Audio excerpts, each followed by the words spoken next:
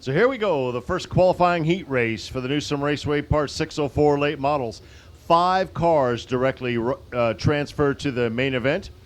On the pole out of Center, Alabama will be the 05 of T.J. Britton. Outside of Britton will be the 87 of Jake Rainey out of Hiram, Georgia. Row number 2, the 19 of Marcus Minga out of Shannon, Mississippi, and Jody Knowles out of Tyrone, Georgia in the 03.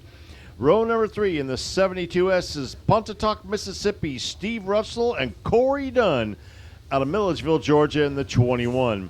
Row number 4 in the 39X is Zach Shelton out of Dallas, Georgia, and Sterling Freeman in the S53.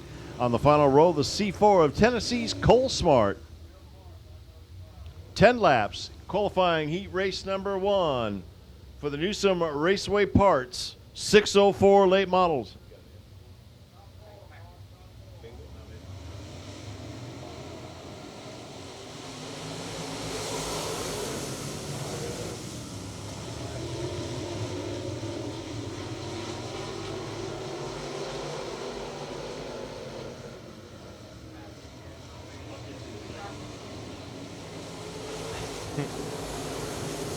So Jake Rainey out of Georgia, 87. All these cars seem to be hugging the bottom as Rainey started to gap the field.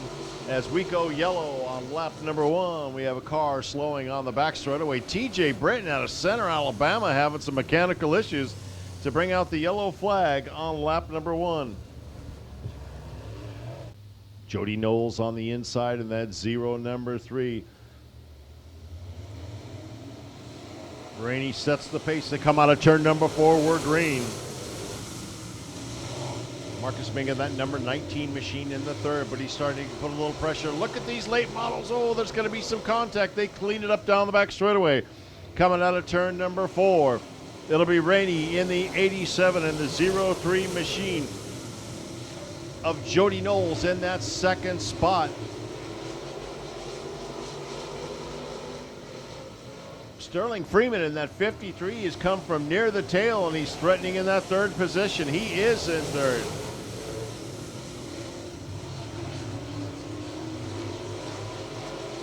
Down the back straightaway, Rainey hugging the bottom tires. Most of the cars are single file on the bottom. Coming out of turn number 4, 4 complete, 6 more to go. Next time around, it'll be the halfway mark of 5 in and 5 to go.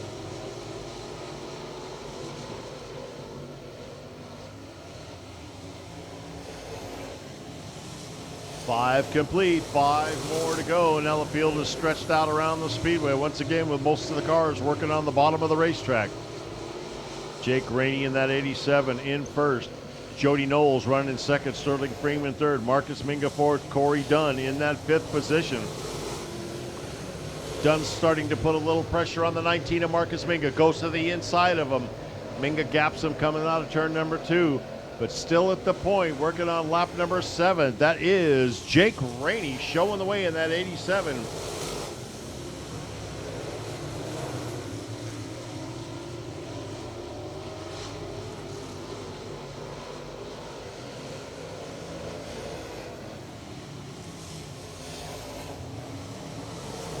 Eight complete, 2 more to go. Now Rainey is really starting to stretch his lead.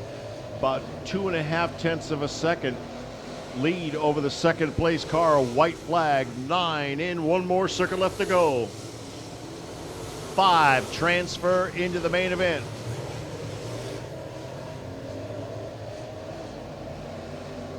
Under the flag stand, it'll be Jake Rainey. Knowles will get 2nd, Freeman, Minga, and Corey Dunn. And Steve Russell was the man who did not make it, and he'll go into the the consolation races.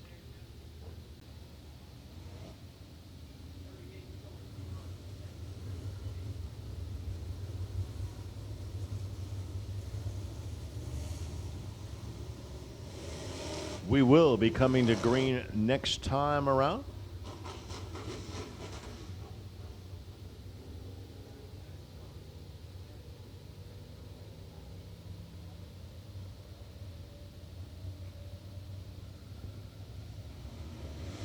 Green is hour underway. Here we go. C. Wright and John side by side as they come out of turn number 2. Both of them are hiked up on the bars, and they just drag race down the back straightaway into turn number 3. C. Wright out of Fort Payne. John's out of Tennessee. Johns gets a good run on the outside, takes over the lead by half a car. Lap number 1 complete. C. Wright takes the lead back, but John's getting all kinds of squirrely. They're side by side into turn number 3. Johns is gassing her up on the high groove, coming out of turn number 4, but C. Wright maintains the lead. 2 in and 8 to go. Boy, Johns changes his lines, goes to the inside, didn't work against C. Wright. C. Wright's car is dialed in. In that 3rd position is Matthew Bricotto in that 78 ride. Schuler running in 4th. Maddox Molnex in that 5th spot. Top 5 transfer into the main event. The rest go to the Constellations. C. Wright up by the fence on the back straightaway in the middle portion of the track. Drifts up to the cushion. Rockets out of turn number 4 to complete lap number 4. 4 in and 6 to go.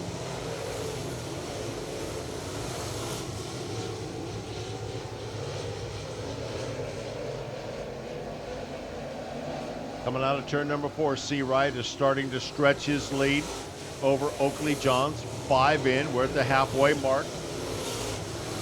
Best race right now is between Bricotto and Schuler for that 3rd spot. Schuler takes over that 3rd spot by about a car and change. Coming out of turn number 4. 6 complete. In command is Sam Searide. He's up from the town of Fort Payne, Alabama. John's out of Tennessee in that 2nd spot, about a second and a half and change behind. Field stretched out around the racetrack. Most of the cars working on the bottom portion of the speedway. 7 complete. Sam Seawright's going to come out of turn number 4 as your leader. He is going to have 2 more laps of racing left to go. Boy, Oakley Johns, you could see the front end of his car is just slammed down to the racing surface as it goes down the main straightaway. White flag for young Seawright.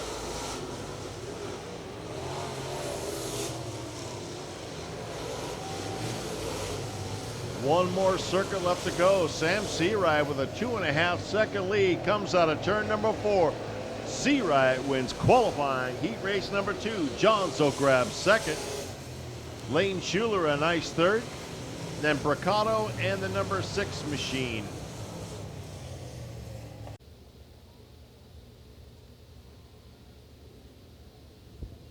Series Director Adam Stewart has indicated to me that only the top 4 transferred to the main event.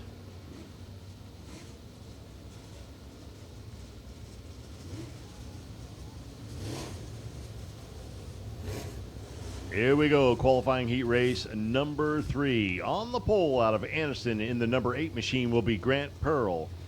Outside of row number 1 out of Pell City in the 14 is Victor Turner. Row number 2 in the 5 out of Odenville is Mike Combs and Heath Carr in the number 3 out of Ashland. Row number 3 will be the 44 of Curtis Klein and Lee Burdett in the B97. Then we have Troy Dixon and Red Farmer. 8 cars, 10 laps, 4 go to the big show. Here we go, they're green.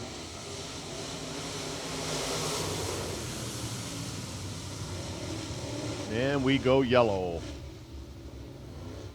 Race control has indicated that the number 8 of Grant Pearl was just a little bit on the itchy toes side, and they're going to call it back. You can see the 2 cones in turns 3 and 4. That is the fire zone. Let's watch Pearl see where he hits the gas. The first cone, they're on the gas, we're green.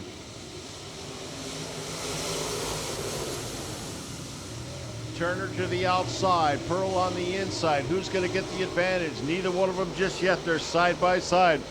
Combs and Heath Carr, just like on a regular Saturday night, duking it out for 3rd and 4th. Out of turn number 4, Grant Pearl by a bumper over Victor Turner. Turner bounces through turns 1, loses a little real estate to Pearl as they rocket down the back straightaway into turn number 3. Here comes Heath Carr in the number 3 machine, that black and white machine. He's in 3rd, and he's threatening both of the top 2. Side by side, Pearl and Turner, and their Heath Carr is right there, ready to strike. Now Turner gets a slight advantage of about 3/4 of a car on Pearl. Pearl's got the shorter way around the track. Out of turn number 4, 3 complete, 7 to go. Now Turner gets a distinct advantage as they go into turn number 1. Out of turn number 2, still side by side. Good racing here. Grant Pearl and Victor Turner. Heath Carr right there. Mike Combs in that fourth position. Running in fifth is Curtis Klein. Oh, this could open the door for a three-car party down the back straightaway. Pearl and Turner side by side. So far, the best race of the evening. Coming out of turn number 4, Turner with the advantage. Heath Carr goes to the outside. Trying to get around Pearl and Turner in one fell swoop. It didn't work. Pearl fights back on the inside of number 8. Still side by side. Now they're 3 wide coming out of turn number 4. Pearl to the inside of Victor Turner. Heath Carr trying him on the outside. Heath Carr gives Turner a little love tap. Out of turn number 4. 7 complete. Excuse me, 6 complete. Nope, 7 complete, 3 more to go. Pearl's going to come out of turn number 4. 8 laps complete. 8 in, 2 more to go. Now Pearl's taking a nice little advantage by about a car. Turner in second, Heath Carr in third. Things have kind of settled down a little bit. Pearl hugging the bottom of the racetrack. White flag, 1 more lap left to go. Pearl's got a little fender damage on the right rear. Turner's going to try him again on the outside. Needs a big run, but the driver out of Anniston, that white number 8, Grant Pearl out of Anniston, is going to win qualifying heat race number 3.